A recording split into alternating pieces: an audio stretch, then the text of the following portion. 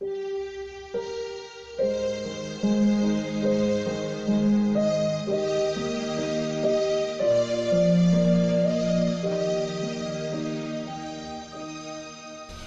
gente, falando sobre o caso de Caim e Abel, os conflitos entre filhos, acabamos de ver a tragédia na família de Gideão, Jerubaal.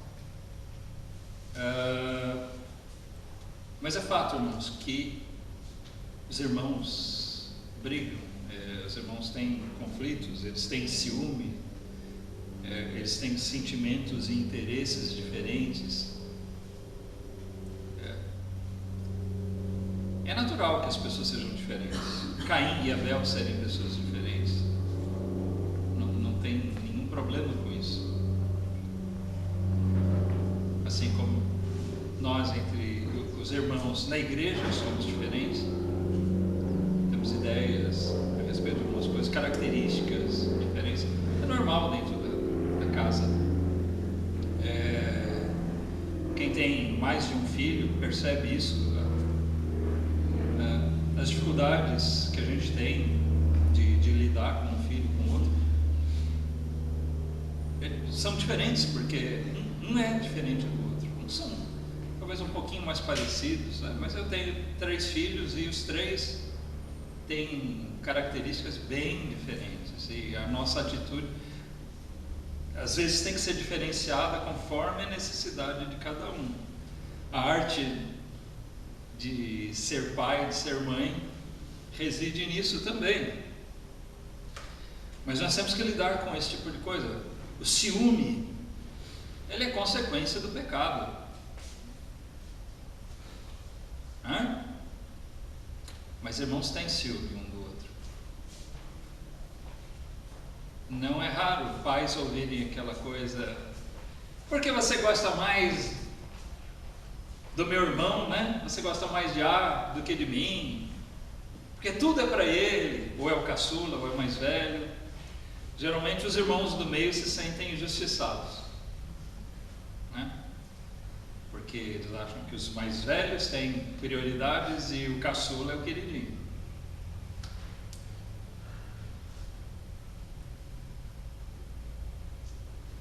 Isso teve em casa também. Mas o mais velho acha sempre que os mais novos são. E o mais novo também acha que ele sempre fica por último.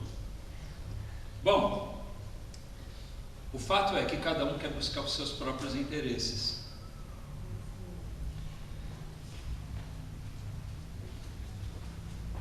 É muito difícil, irmãos, quando nós lidamos com os filhos sem ter a consciência de que eles são pecadores, e principalmente à medida que eles crescem e se eles não se convertem. Se Cristo não for realmente o Senhor da vida deles, as coisas são mais difíceis para nós. Alguns filhos respeitam os pais, mas não temem a Deus. Me parece que foi o caso, por exemplo, de Abimeleque.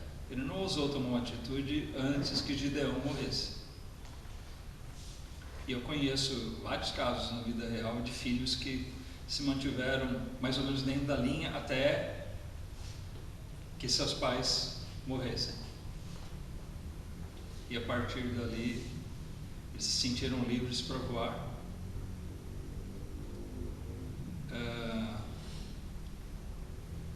Abandonaram aquela postura de cristãos que tinham. Eu conheço pessoas que frequentavam nem uma igreja batista. Bom, se bem que eu conheço casos também em igrejas batistas, mas tem casos de parentes, de pessoas mais ou menos próximas, que eram assim, eles seguiam uma determinada religião, uma denominação, até que seus pais morressem, e quando os pais morreram, bom, aí eles foram viver do jeito que eles realmente queriam viver. Porque na verdade havia um respeito pelos pais, mas não um temor a Deus. Isso é bem comum também.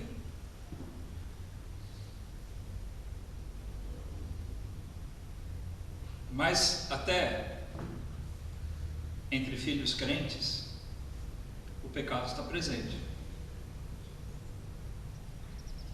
Nós contamos, sim, que quando Cristo reina no coração deles,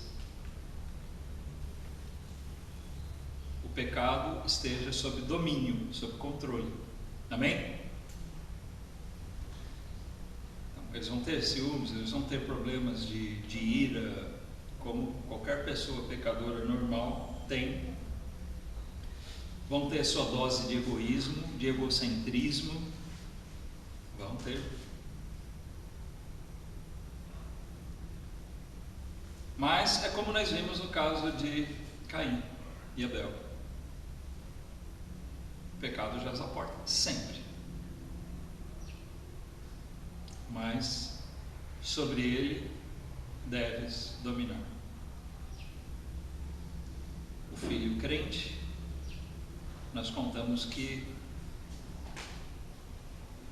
o Senhor há de governar o coração dele e de dar forças a que ele não coloque seu propósito da carne para fora, e que ele não seja levado realmente a enveredar pelo pecado. Eu diria assim que muitos filhos crentes já tiveram o desejo de matar seu irmão, só não fizeram ou não fariam por temor ao Senhor. Se bem que nós devemos lembrar daquilo que Jesus asseverou, né? Se nós tensionarmos uma coisa no coração, nós já fizemos. É como se nós já tivéssemos feito. Porque Deus mede o nosso propósito no coração, não é efetivamente, não exclusivamente os nossos atos. Se eu aborrecer meu irmão, no meu pensamento, no meu coração, é como se eu tivesse já matado ele, né? Se o meu desejo é esse.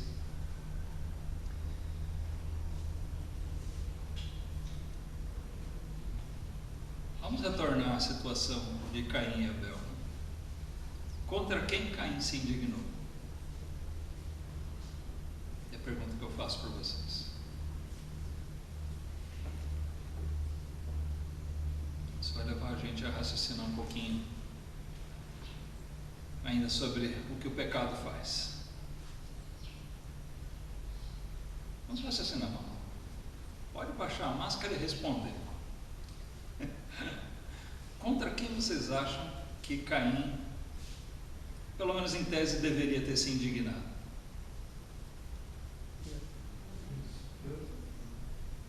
Contra Deus. Bom,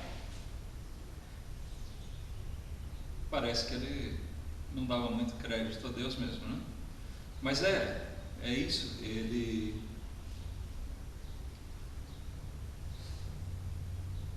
A indignação de Caim realmente era contra Deus. Mas o pecado muitas vezes nos faz tomar certas atitudes irracionais. O Caim, o muito que ele podia fazer, ele fez contra Deus. Desprezou.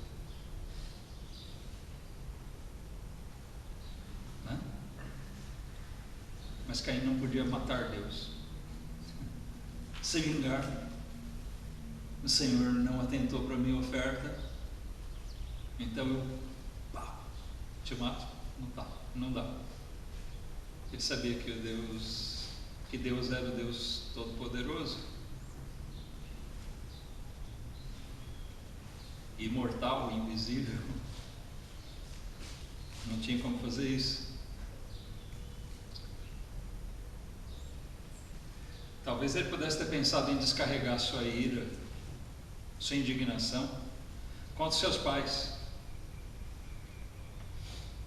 Meus pais são culpados por causa disso. Olha só, o Deus deles atenta para o queridinho Abel aqui, mas não para mim. Mas, irmãos, geralmente nós fazemos isso. Nós atiramos no que estiver mais perto. Não é assim? Com quem é que nós mais brigamos? Com aqueles que estão constantemente ao nosso lado. Muitas vezes, aquela pessoa que está ao nosso lado, ela não é culpada de certas coisas. É o marido que chega de cabeça cheia do trabalho,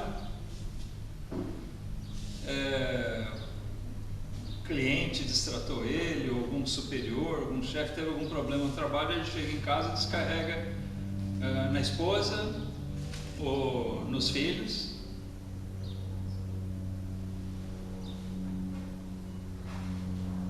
E o vice-versa também acontece, também funciona. E irmãos muitas vezes descarregam suas iras, suas indignações sobre seus próprios irmãos, mesmo que eles não tenham culpa disso. Abel não tinha a menor responsabilidade pelo fato de Deus ter rejeitado a oferta de Caim. Concorda? Abel era totalmente inocente nessa história. Ele foi vítima dessa circunstância. Ele descarregou sua ira no seu irmão. Nós devemos ter cuidado para não descarregar nossa ira naquele nosso irmão mais próximo. Aquele que se mostra mais suscetível, mais frágil, mais exposto. Ou às vezes os irmãos se voltam uns contra os outros por sentir algum tipo de ameaça da parte dele. Caim era o mais velho. Talvez ele tenha visto naquela situação em que ele foi rejeitado e Deus acolheu a oferta de Abel, de pensar desse jeito: Abel vai roubar minha posição aqui de o filho, o filho mais velho, o primogênito aqui.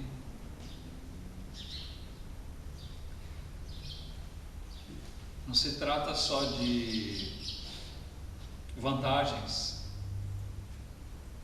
mas, irmãos, uma coisa que fica muito sutil no homem, e isso acontece desde a mais tenra idade, é o desejo de glória pessoal. Na verdade, antes de qualquer outro problema, o grande cerne do pecado do homem é a busca de glória pessoal. Presta atenção, quando você canta um hino, preocupado, como minha voz é linda, cantei bonito, você já pecou. Aquele hino não foi adoração a Deus. Aquilo acabou servindo como mais um pecado cometido por você. O pregador que sobe preocupado, o que vão dizer, vão me elogiar, minha pregação foi maravilhosa. Ele está pecando. Ele tem que ir para o púlpito pensando: Senhor, fala o coração deles e que apareça a tua palavra de verdade, não é?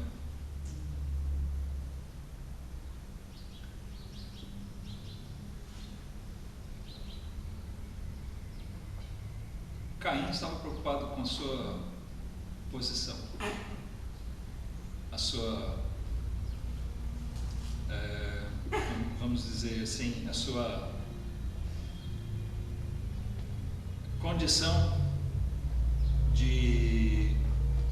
preferencial como o filho mais velho.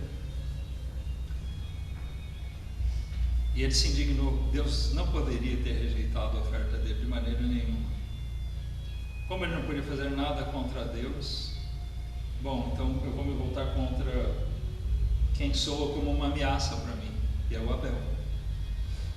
Deus aceitou o Abel, então eu vou tirar a vida do Abel. Totalmente irracional. O pecado nos torna irracionais.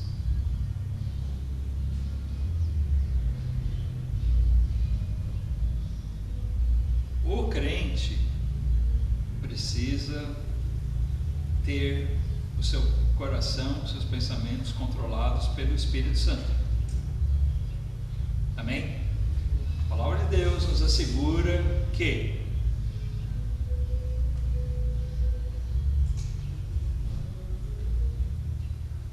o crente, a pessoa que é nascida de novo, ela tem em si o Espírito Santo. E ela recebe a palavra de Deus para governar a sua vida. Dentro do nosso ambiente familiar, nós temos que ter essa preocupação de que isso seja cultivado, de que isso seja uma realidade. Em termos práticos, irmãos, vamos falar aqui um pouco aos pais. O que fazer? Primeiro, evidentemente, nós devemos buscar ser justos com os nossos filhos. É o papel que nos cabe. Alguma coisa importante, fundamental, é de dar atenção necessária aos filhos. Nós vivemos um tempo onde muitos pais não dedicam o melhor das suas atenções aos filhos. Os filhos passam muito tempo fora de casa, e os pais também, pai e mãe, passam muito tempo fora de casa. Eles têm muito pouca convivência como família. Notemos, irmãos, como existe aqui, eu vou relembrar uma coisa que eu disse na pregação passada. Como existe aqui uma influência maligna, uma influência totalmente pecaminosa e diabólica nas estratégias que são aplicadas no mundo. A ideia que impera é de que cada vez mais o Estado deva assumir as responsabilidades na educação das crianças. E isso é uma ideia que vem do marxismo, de uma ideologia totalmente contrária a Deus, diabólica. Por quê? O entendimento dessa ideologia é de que os cidadãos são colocados a serviço do Estado, que os cidadãos devem ser instrumento para o bem comum do Estado, sob a alegação, a desculpa esfarrapada de que todos então serão beneficiados. Isso é uma tentativa diabólica de minar uma coisa que não é do Estado, isso é da família.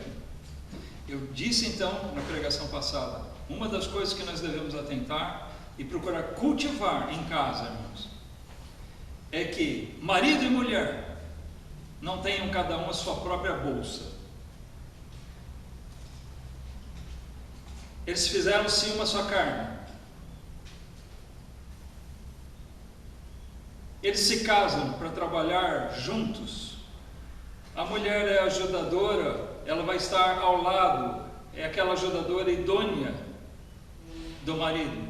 Eles vão trabalhar num mesmo propósito. O que nós vemos hoje já começa por aí. Cada um tem o seu trabalho, cada um tem a sua conta bancária, cada um administra a sua vida. Nunca, nunca, nunca façam isso, porque o problema começa aí.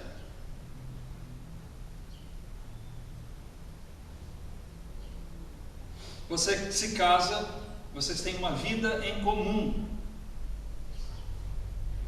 É junto, vocês vão construir uma vida juntos. O homem deixará pai e mãe e unir-se-á, pegar-se-á à sua mulher. Os dois vão se unir para fazer uma vida juntos. Vão ter as dificuldades, os perrengues, mas eles têm que construir sua vida juntos. Materialmente, espiritualmente, e os filhos que eles vão gerar, eles têm que trabalhar juntos, sobre aqueles filhos, com aqueles filhos.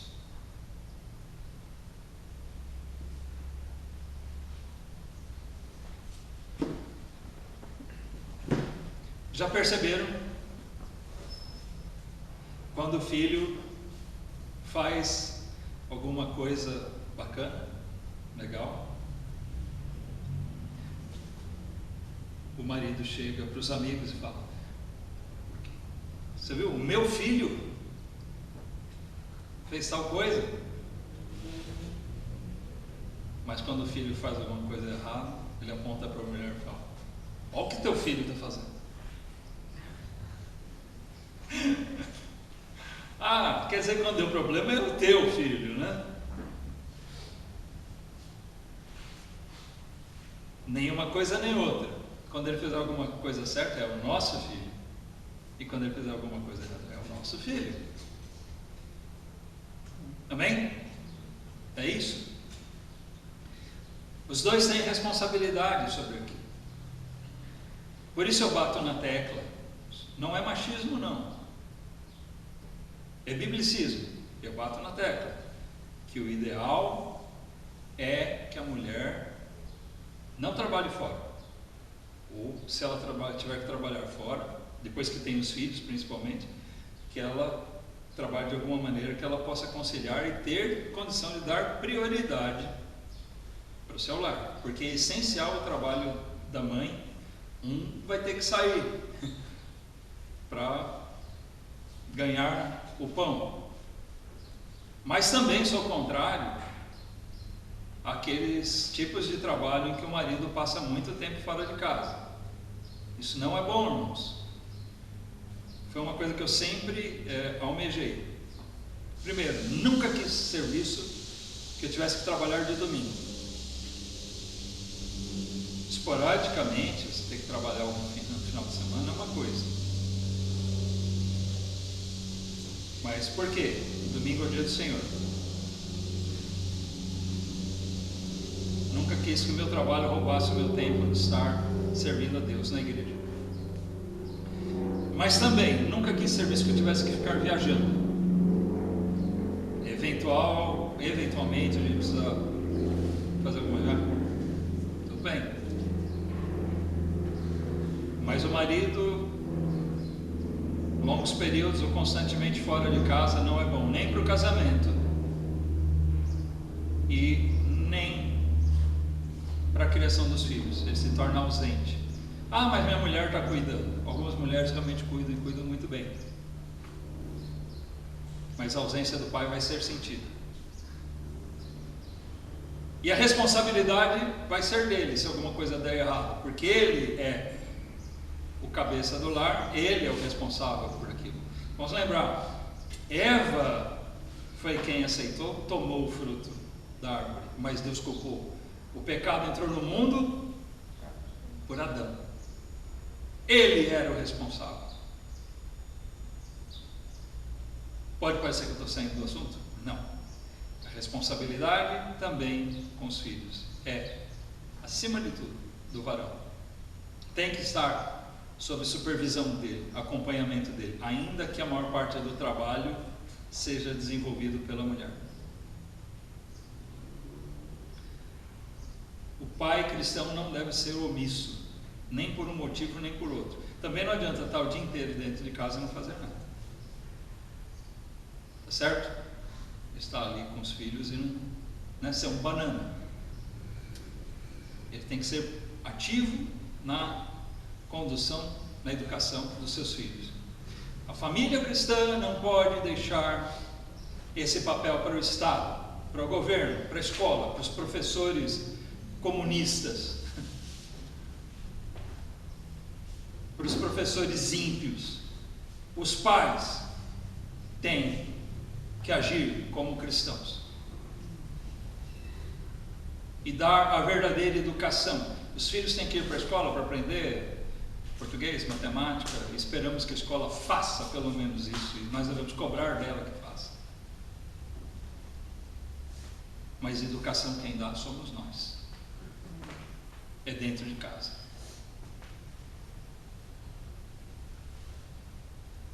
Por isso nós não podemos ser omissos. Até porque se nós damos a educação dentro de casa, quando nossos filhos vão para a escola e eles se deparar com gente querendo passar coisa diferente para eles, eles vão estranhar. Eles mesmos vão rechaçar aquilo. Eles vão ter o choque. Não é assim. Não, meus pais me ensinaram diferente disso. E os filhos devem ter um canal aberto com os pais para falar sobre essas coisas. Nós temos que ter a preocupação de de ensinar, e ensinar pela prática, pelos exemplos dignos. Provérbios 22, 6.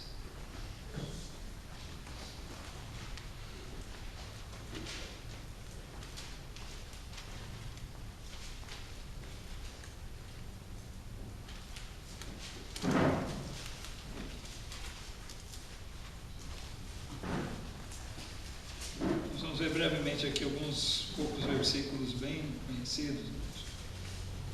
Provérbios 22, 6 diz: educa a criança no caminho que deve andar, e até quando envelhecer não se desviará dele. Não quer dizer que nós darmos a educação devida que necessariamente eles vão ser convertidos, irmãos. Isso aí depende de ele ser um Caim, ser um Abel, depende de Deus agir na vida dele. Nós não podemos converter ninguém, nem nossos filhos. Mas a instrução nos caminhos de Deus, em andar corretamente conforme a vontade de Deus, compete a nós. Se nós fizermos bem esse papel, nós vamos colher frutos disso. Assim como o nosso pecado reflete na vida dos filhos, a nossa boa instrução também reflete na vida dos filhos. Então, educa o menino, ensina o menino no caminho que ele deve andar, a criança. E ele vai guardar isso para a vida toda. Ele vai carregar um bom tesouro que ele recebeu na sua infância. É responsabilidade nossa de educar, de ensinar. Efésios 6,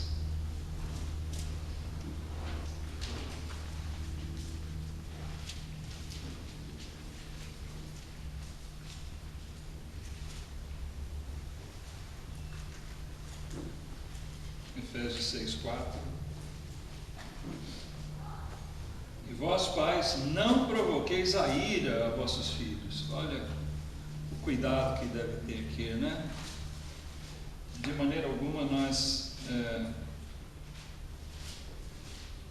agirmos de uma maneira injusta, descabida,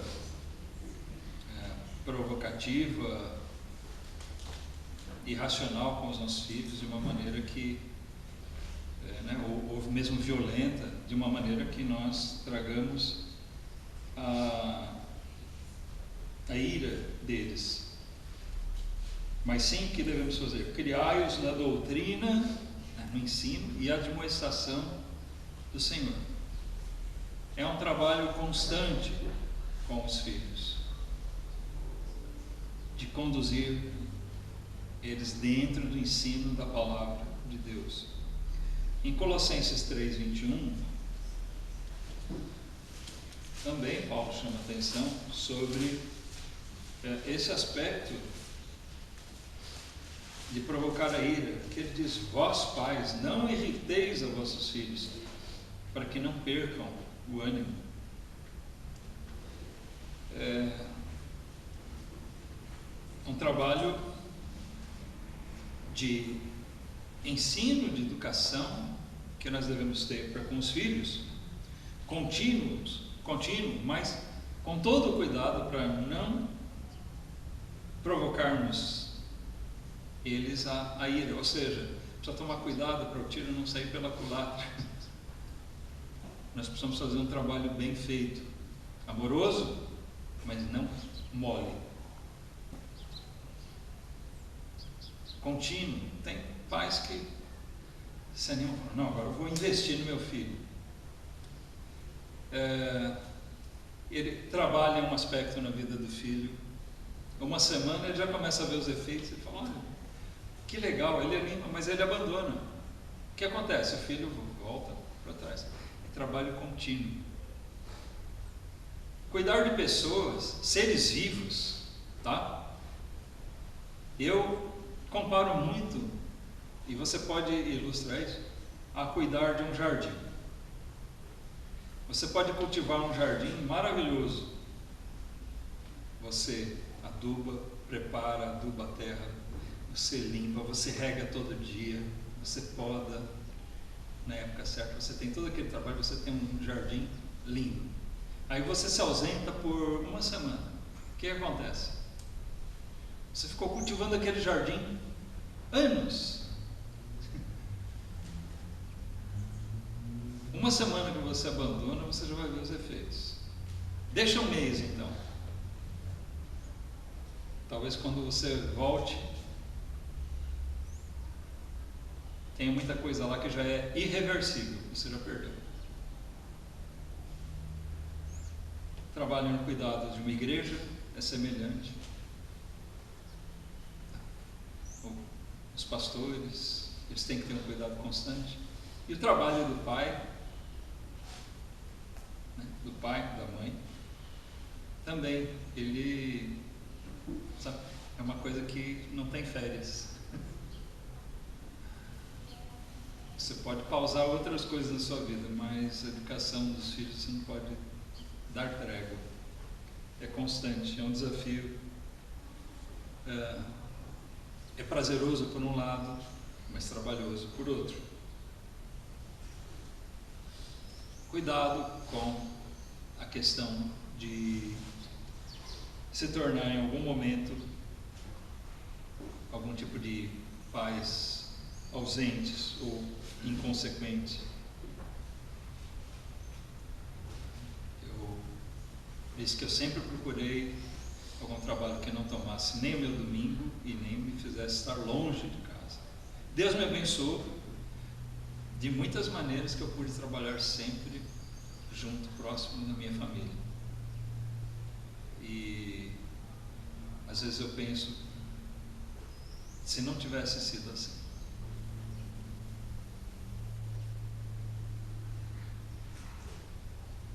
Eu lembro de ter conversado não só uma vez, mas várias vezes com colegas incrédulos, falando: meus filhos, aquele seu filho, 14 anos, a conversa deles, o meu também, né?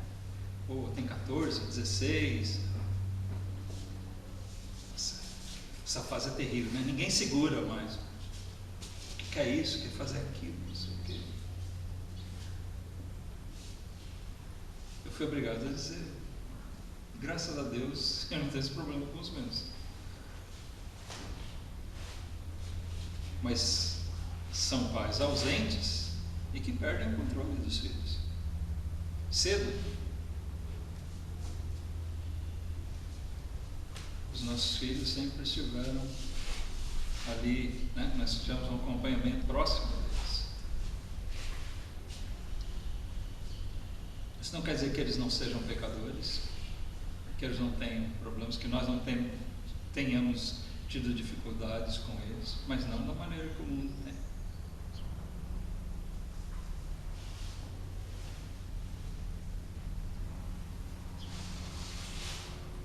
Não seja um pai ausente. Jovem, você vai casar um dia? Quer casar? Então, você vai casar? Você deve, se Deus te abençoar com as condições para isso, de gerar filhos,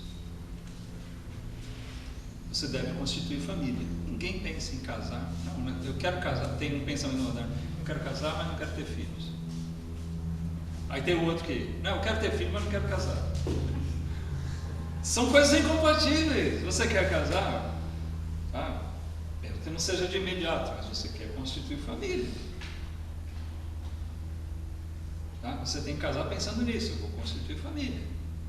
Vamos ter 1, 2, 10 filhos.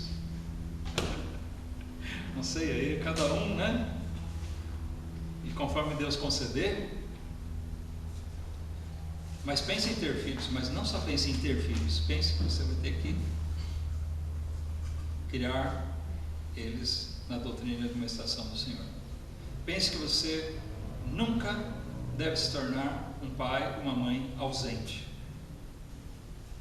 Se quando vocês se casarem, né, ou vocês se casaram, vocês foram feitos uma só carne e para trabalhar em conjunto, essa mesma ideia tem que ser passada para os filhos. Nós não trabalhamos em prol do Estado, nós trabalhamos em prol do desenvolvimento, progresso da família e o progresso individual, o espaço para o progresso e desenvolvimento individual de cada um dos integrantes. Desenvolver aquele espírito de colaboração. Eu acho muito bonito, eu já vi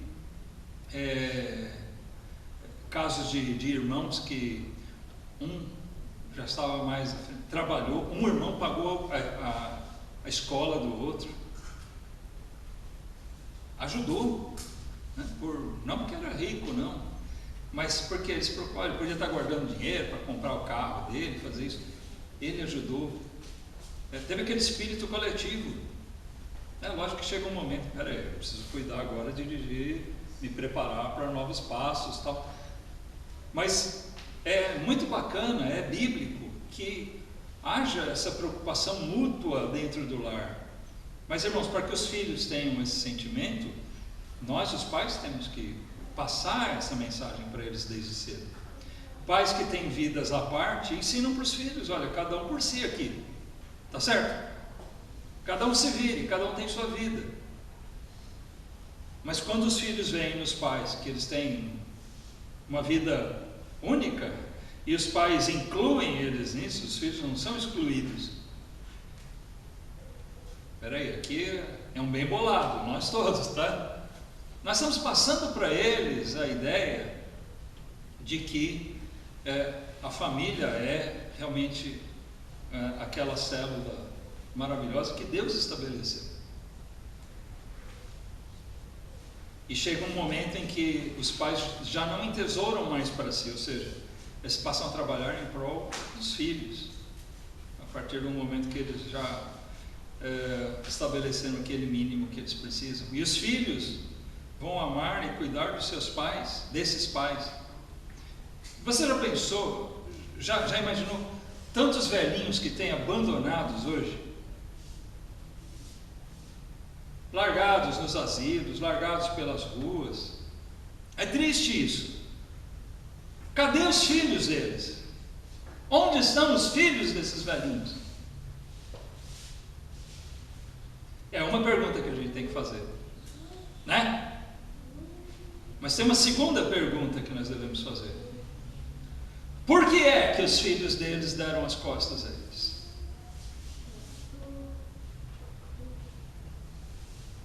Será que é só o caso de serem filhos maus? Ou eles, como dizem, cavaram a própria sepultura? Muitas vezes, irmãos, é isso que acontece. Porque quando pais fazem aquilo que a Bíblia ensina a fazer, amam seus filhos, instruem, mostram amor, mostram a seriedade, cultivam a família com os filhos, esses filhos não vão dar as costas para os pais, não.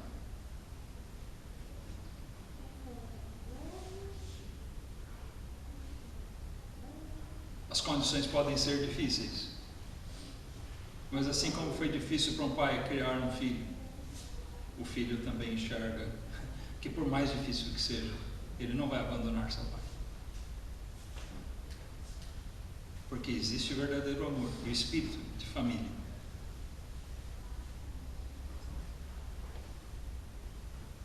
Essa ideologia do mundo é: você entrega seus filhos para o Estado, tá? A escola vai educar eles, e os pais passam a ser verdadeiros estranhos para os filhos. E quando os pais ficarem velhinhos, os filhos vão pensar: o Estado que cuide deles. E nós sabemos que o Estado cuida muito mal dos nossos filhos e vão cuidar muito mal dos velhinhos. O Estado não substitui a família. O Estado tem o seu papel, deveria ter. Então, cuidado para não se tornar, para não ser um pai ausente, ou ainda que presente, um pai, uma mãe inconsequente.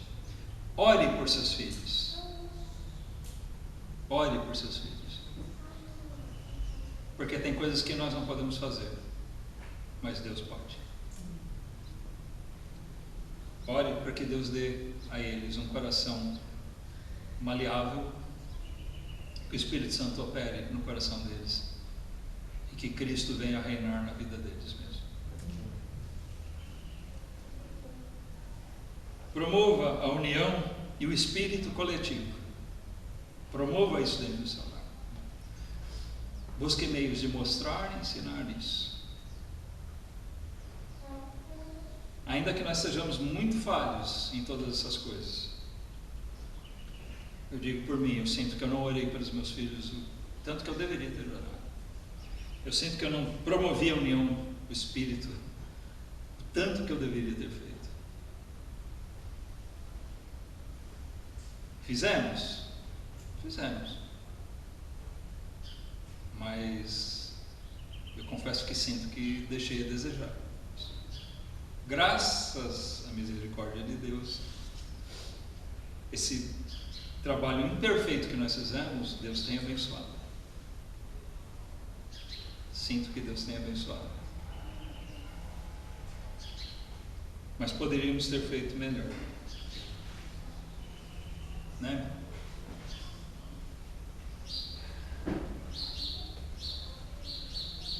A família unida no propósito do desenvolvimento e crescimento pessoal de todos no lar, conforme as necessidades de cada um.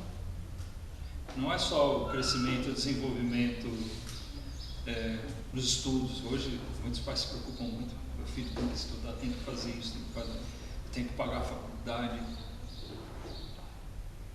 Mas não é só a parte material, não pode ser esquecida a parte emocional, a estrutura, de fazer dele realmente alguém educado, civilizado, que está faltando muito, educado, construir como pessoa e trabalhar para que realmente ele venha se tornar um cristão, e assim nós podemos trabalhar no desenvolvimento espiritual dele também. Que possa haver essa verdadeira união.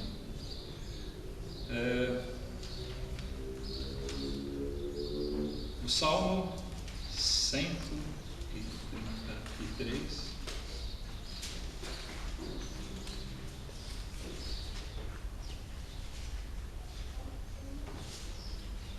versículo 1 diz: ó,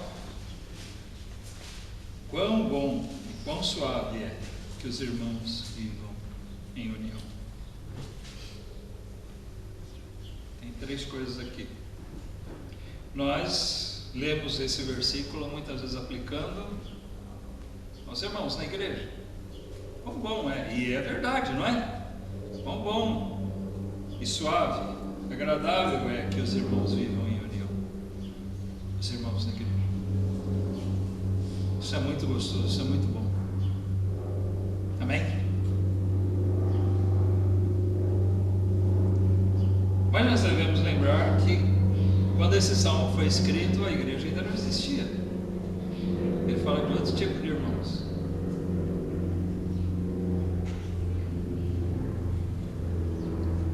Isso era aplicado a Israel?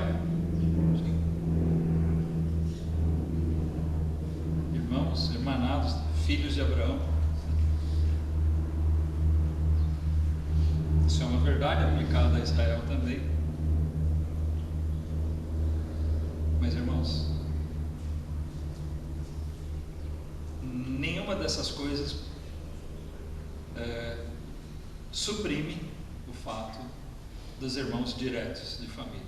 Quão bom e suave é que os irmãos dentro do lar vivam em união. Eu e o Amarildo somos irmãos. Embora ele tenha nascido lá na Bahia e eu aqui em São Paulo. Nós somos irmãos, né? Como todos os outros. Descendência de Adão, descendência de Noé. Somos irmãos em Cristo.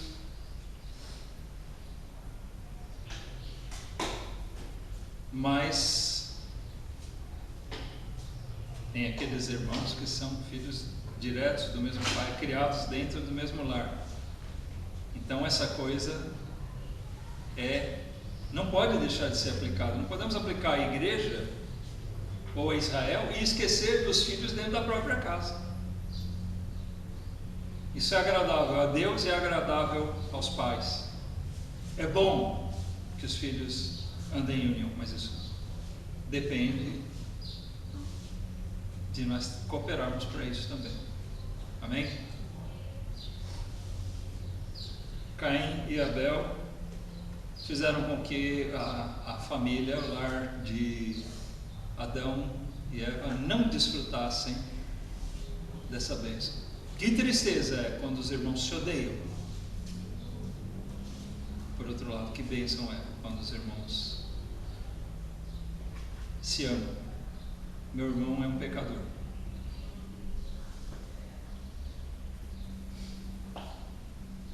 Mas eu amo. E quero bem para ele tanto quanto para mim mesmo. Que Deus possa abençoar nossos lares dessa maneira, irmãos. E que nós possamos